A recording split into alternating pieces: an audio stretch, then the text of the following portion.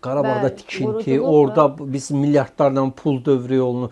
Buradakı dələduzlar da kifayət qədər artıb. Heç aidiyyatı Bəli. olmayan adamlar gedilər, göz dedi sənət düzəldiblər, düzəldiblər. peşəkar düzəldilib filan 1 milyona yaxın.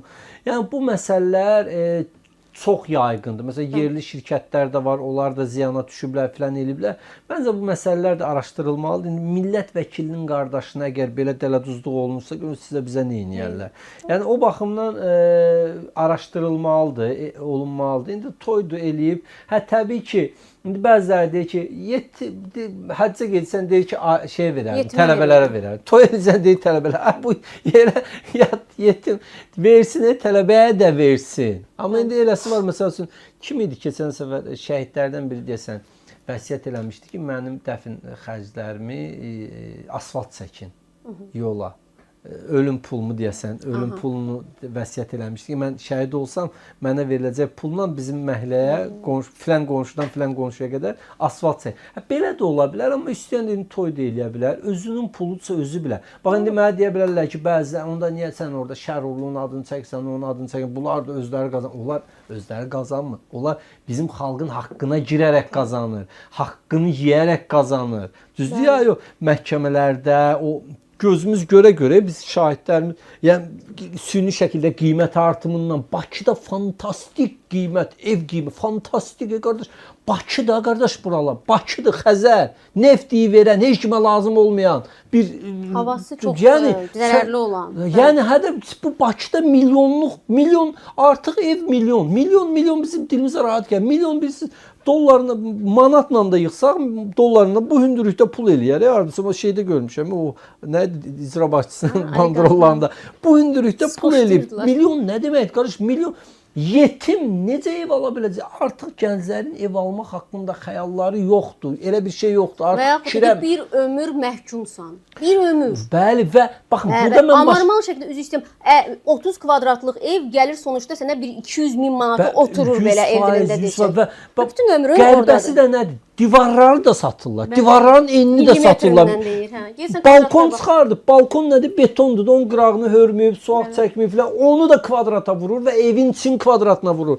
Hamam tualetin kvadratını da məsələn normal hesablanmada texniki yerlər ucuz olur, balkon daha ucuz olur. Evin içi başqa qiymət olmalıdır. Bunlar standartlardır. Bəyənmədiyimiz Sovet dövründə məsəl üçün üzr istəyirəm ifadəmi verir. Hamam tualetin kvadraturası heç evə daxil deyildi. Balkon evə daxil deyildi. Divarlar evə daxil deyildi. Siz nəyirsiniz ki, bax bu qədər vəhşicəsinə giriblər və bilirlər ki, partlayacaq bu balon. Və mən buradan bir daha çağırış eləyirəm vətəndaşlara. Pulunuzu daşınmaz əmlaka qoymayın, qardaş. Hə, indi qoyursan 6 ay sonra baxırsan ki, 50 min qabağasan, amma bu birdən elə partlayacaq ki, əlinizdə qalacaq. Almayın bu evləri. Almayın, qoy, görün necə qiymətlər düşəcək. Bax, 6 ay ev almasın bizim əhali. 6 ay, çox demirəm. Görün şirkətlər nə günə düşür. Çünki onlar o qədər görməmişdi ki, sizdən alır bir mərtəbəni qaldırır. O pulu qoyub qırağı qazandığını ondan gətirmir. Alır sizdən satır bir mərtəbə. O mərtəbəni satır üstünü artıq 6-cı, 7-ci mərtəbədən sonra xeyrə. Yəni bu məsələdə almayın bu qiymətləri evi. Bizi süni şəkildə evin qiymətlərini qaldırırlarsa, biz də süni şəkildə evin qiymətlərini aşağı salıb, gəlin hesablasınız. Alır 250 min evi, verir 700 manata kirəyə. Arkadaş, niyə sizə 700 manata o 250 min elə apartulla bir banka qoysan, ay elə 2000 xeyir gələcək sənə. Qızıl al qoy, nə bilim gümüş al qoy, nə istəyirsən qoy. Yəni bu evlərə qoyuluş qoymayın, bu evlərə kapital qoyun, bu süni şəkildə şişirdilir. Almayın bu evləri. Almayın, görün nə qədər. Çünki balalarınıza yazığınız gəlsin, özünüzə yazığınız gəlsin. Hə, özünü aldın, 3 evladın var, getdin 350 min ev aldın. Məsəl üçün deyək, 3 dənə də oğlum var. Birinə verdin bu evi, 2 oğlun nəyə alacaq? Onlara görə almayın. O da investisiya deyil, əslində haqlısınız. Almayın və bu inflyasiya, bax inflyasiyada Azərbaycanda bax qiymətlərin bu həddə çatmağında ev kirələrinin kirə deyirəm, ev satışlarının kifayət qədər rolu var.